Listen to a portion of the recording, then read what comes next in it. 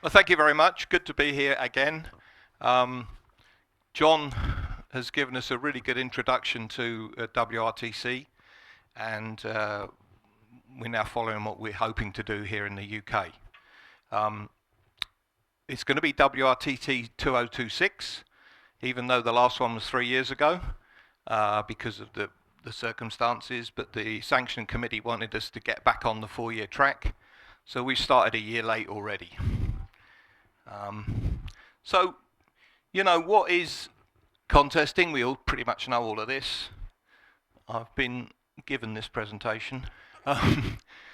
Signal on a hilltop's going to have a louder signal than somebody in a valley. Some with a big antenna does better than a smaller. If you go on a de-expedition to a rare country in West Africa, everybody wants to work you. If you're a G, nobody wants to work you. The operability counts, but there's a lot against a guy in England or Scotland against somebody in Cape Verde Islands. So what if we made everything equal? As John said, we try and get all of the stations in the same geographical area, identical antennas, same power, referees, making sure nobody's running 10 kilowatts. It gives us WRTC. It's an Olympic-style event, notionally every 4 years. I think John's given us a lot of background. 2 operator teams, identical antennas, similar area. And hopefully, out of that comes the fact that the operating skill and the strategy I think is the most important, and skill to deliver it will really pick out the champions. WRTC has a sanctioning committee and some sets of goals that I wish would all come on the screen at the same time. If Robbie hadn't have sent me an email last Tuesday, I would have been very embarrassed because I had forgotten totally about this. So, publicised radio sport worldwide, both within amateur radio and to the wider world. Facilitate international gatherings of enthusiasts and participants, and then to promote the sport through team operating, real-time scoring, and involving spectators and log checking and all the rest of it. And hopefully that will encourage a growth in contesting. And of course they want to promote youth and young adults, and also to try and bring in participants from underrepresented regions. And somebody, this was in the right up to WPX, was commenting during the week how much China has built up its contesting activity, and Japan seems to be dying off. So, getting people from China to come and take part in this and qualify would be a good thing, and other areas. So they have a 20-year vision to make this a premier event, competitive event, and try and get it into the mainstream of sport, and to develop the standards for operating, adjudication and technology. And it's a sort of self-development that the people that rise to the top develop the skills. We go and watch it and we go, oh yeah, maybe I can do that. Like SO2R, 20, 30 years ago, nobody did it, and somebody did it, and somebody said, well, I can do that better, and things like that. So it's developing skills amongst contesters. John gave us a very good delivery of this. I had not practiced it very much at all, so I'm just going to show you that slide. My personal involvement, I was a competitor in Finland, referee in Brazil, and I agree with every word John said about being a referee. I was a chaser from Dubai in Russia, and I seem to have lost interest in the last 2, sorry. I had a phone call from Mark. Mark, I'll tell you the team in a moment. Mark, M0DXR. I'm not sure. Well, it was before the last WRTC, saying we're trying to have a go at this in the UK. Are you interested? And I ummed and ahed a bit and then said yes. So here I am, and here is the team. So I think you possibly know most of these. Mark's a very well-known contester, previous WRTC competitor. He's our chairman and program manager. Lee, I thought Lee was a referee, but he didn't appear. He's a very keen contester. He's the one working out the rules. Myself, I've decided I could probably, with my full-time job, do the finance aspect. Chris, who works as a contractor for the RSGB advertising, was a good guy to get on board for fundraising. Andy is a multiple WRTC entrant, top contester. He's taken on the sites and stations. Steve is the guy that works for the RSGB, but in his spare time he's going to work with the volunteers. And Georgie is Mark's wife in the travel and hospitality business, so she's been a great pick for organising the venue so far, and will be organising tours and things later. Got some guys on board for IT, including a guy here in Scotland, Peter. Done a great job on our website and our technology.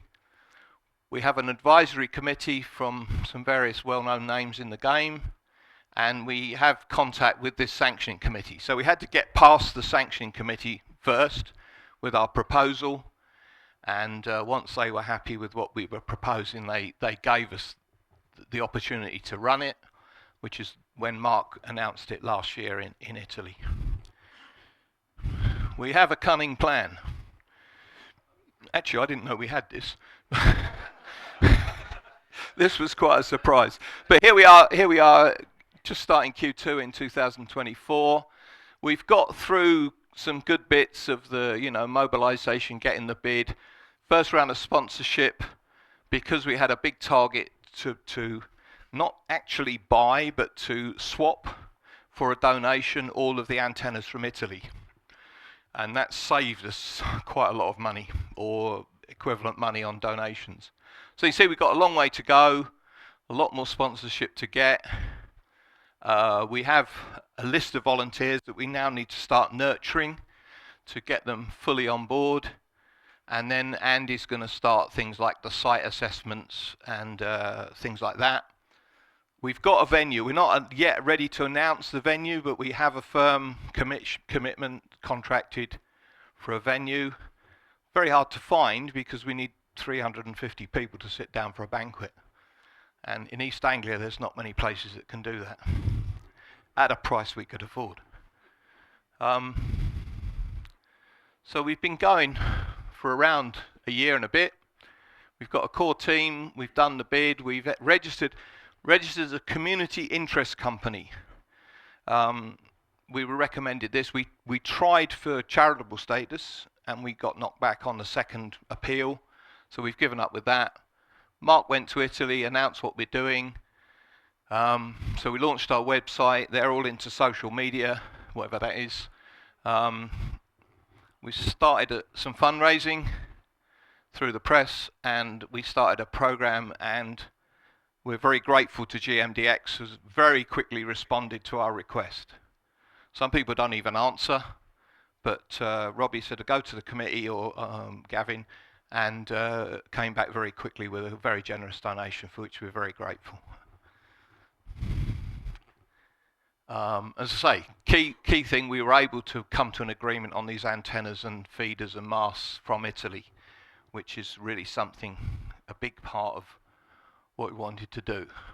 And we've got our venue signed up and ready to announce in due course. John put up the qualifying events for the previous round. We decided not to get involved with the Russian contest. Chris, I'm really sorry. I tried very, very hard to get the EI, what is it called? UK EI DX contest included. I felt that was an absolute for an event in the UK, but I was voted out, sadly. So we got a very similar suite of contests, but because we're 1 year less, we've got a few less qualifying events. So some people might think that's better because they've got to put less effort. But it makes every event now critical if you want to qualify. And I really hope some people are trying to qualify, because, I'll come to in a minute, we have a group for the UK. This is what we're trying to do. We decided that 60 sites might be a big ask. So we've gone down to 50. And that does really mean we've got to find about 55 sites, because, as John said, aerials fall down, noise appears overnight, issues happen. So we're aiming to have 55 sites, and we will build some at 55, but we're only planning on 50. So we have 42 qualifiers from the events, including one region dedicated to UK. A wild card, that means we can give somebody who really tried hard, who's possibly, you know, deserving. The previous champions always qualify. We've done 4 youth teams. We're hoping there'll be 4 youth teams available. And we're thinking about 2 sponsored teams. I was strongly against sponsored teams, personally. You don't pay to go to the Olympics. If you're not good enough to get in the Olympics, you don't go. But on the other hand, I have to balance this book over here. And as John said, the sponsored teams are very expensive. But people will pay. So we have that in mind. And if they don't come and the budget gets better, maybe we'll have another qualifier. So these are the qualifying areas. John touched on those. Everyone's different. Every event's different. Lee has done this both basically with the committee. And whatever you do, what my experience at WRT is, whatever you do, somebody will complain. And right down to the competitor meeting the day before the event, there'll be somebody going, oh, why don't we do this? And I find it quite distasteful, but such is life. So we have a team slot for, is that the United Kingdom? I'm never sure. But if you've got a G or an M or a 2 in your call, you have a chance of qualifying without any competition from Europe and anybody running high power and all the rest of it, and so on through the world. You can imagine, you know, the activity is Europe and America, so we don't have so many teams from Asia, but we're trying to give like China a chance, Japan, North and Africa and Southern Africa, and South America, and this is the Far East and Australia. So we're hoping, you know, people are going to try, going to come. We also need referees. We've heard all about refereeing. I think I summed it up in one sentence, John, to stop cheating. And referees will come from contesters who decide or otherwise not to qualify. But we will be looking for volunteers later on in the process, and we'll certainly welcome applications from Scotland, from the UK, the home teams, and we'll look forward to people coming and taking part. We have a youth emphasis, as John mentioned. Jamie, M0 SDV, and Philip were the youth team in Italy. I'm not sure Jamie's too old now, but hopefully we'll have some others coming in as youth teams. Alan, G4DJX, he's a senior headmaster of a group of schools in Hertfordshire, and he's also, a lot of us going to retire shortly, and he's committed to join us later on to give us some background and some support on the youth activities that we're going to do. We've had to make promises to the sanctioning committee, and we're hoping that Alan will bring in local schools and things like that and enthuse youngsters to come and learn about amateur radio and hopefully contesting and join us for the future. Okay, I've only got a few more slides. Where are we going to do it? So Andy G4PIQ has taken this responsibility on. Our primary focus is Norfolk and Suffolk, with sort of Essex and Cambridgeshire as an area. Norfolk and Suffolk are generally flat, but there are ups and downs. So Andy is going to try and find us 55 good sites. One of the so what do we want? We want broadly clear terrain, flat, away from noises. One of the ideas that came from Russia was to have clusters of stations, so they've got 3 or 4 stations in one area and another. It means less volunteers to manage those and monitor them, and sort of multiple people in the same spot. But what we're looking for is, you know, farm fields, parks, scout fields, and we're hoping to tap into clubs in East Anglia for their field day sites.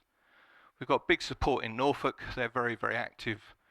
We've got M6T, we've got saw Martin here, Cam Hams.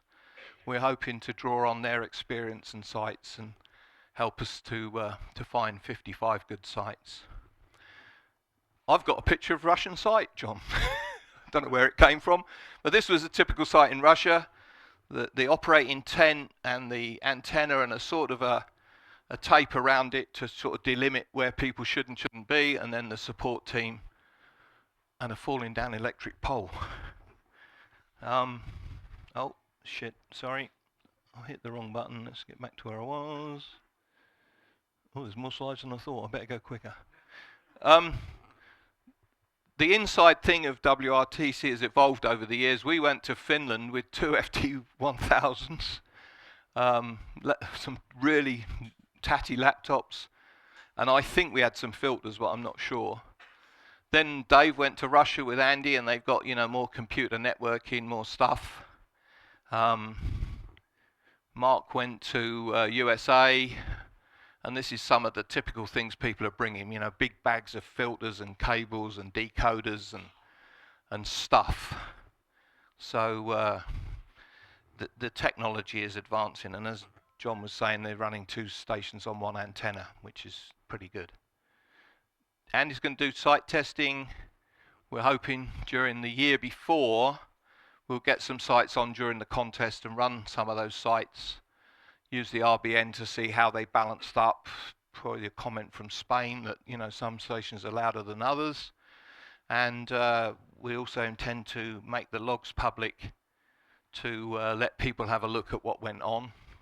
And if we have some sites that are, you know, the outliers, too strong, too weak, too noisy, then they go off the list.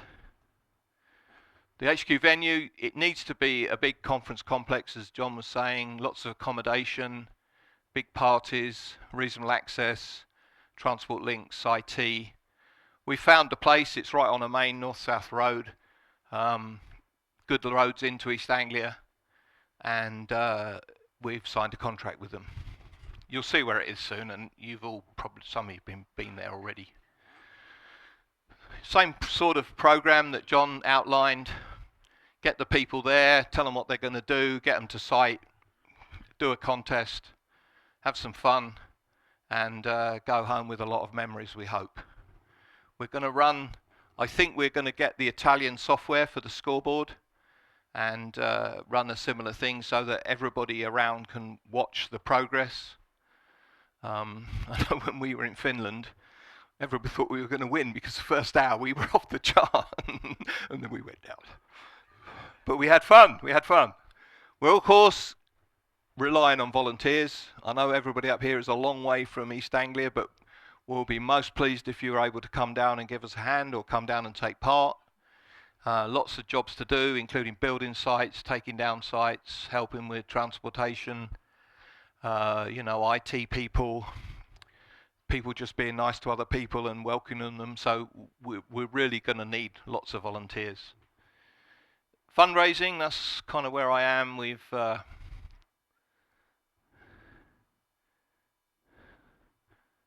think that's it. We're approaching corporate organisations. We've had some success with people like ICOM, very readily came forward and offered to support us. Clubs such as GMDX, pretty good individual sponsors, particularly from the US. We'll be sponsored teams, and as I discussed with Robbie, there'll be an opportunity to sponsor a tent later on, and maybe GMDX or some other the clubs within the area would like to do that. We've been given some prizes for raffles at Dayton this year, and bits and pieces like that, and then we will try and recycle the hardware at the end. So we'll have 50 tri-banders, 50 masks, 50 which we will either sell or move on or use to refund our debt at the end of this. So I have a bit of a feeling. One of the things we've done is a CT1 EEB, I think his name is Philippe.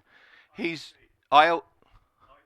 sorry, I got the wrong guy, didn't I? ILT. He makes these, they're, what do you call it? 3D printed paddles. They're very light. They're great for portable and things like that. He's got a magnet on the bottom. They stick to your magnetic thing, and they're about 80 quid. So if you fancy one of those, you can buy one from our website. We get about 20 quid from each one. So he's done us a really good deal, and it's helping our throughput. The other thing that I think the Italians had tiles. We've got these coins. So for individual supporters, £100 each year will get you a bronze, a silver, then a gold coin in a little thing to display them as a souvenir of your support. So we've promoted that. So there's opportunities to get involved, get into the qualification process. Even if you don't qualify at the top, if you're in the upper group, you'll be eligible to be a teammate. We'll be calling for volunteers for referees later, and also just general volunteers, and of course more sponsors. It's going to be a spectator event as well. People are welcome to come down, hang around, drink beer with all the competitors, and watch what's going on. We will facilitate some visits to the sites, non-intrusive, to go and have a look what they're doing, and hopefully everybody will come and enjoy themselves. So thank you very much. Thank you to GMDX for supporting us, and we look forward to seeing you and hopefully developing this into a full project. Keep your fingers crossed. Thank you.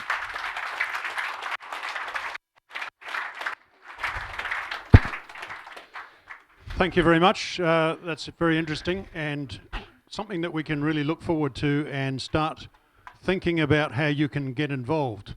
Are there any questions? Oh no. Wait for the mic. No. So your site surveys, how do you find out if a site is loud? Are you going to set up an antenna and transmit from all sites? Well, he's using terrain analysis to try and equalise the sites.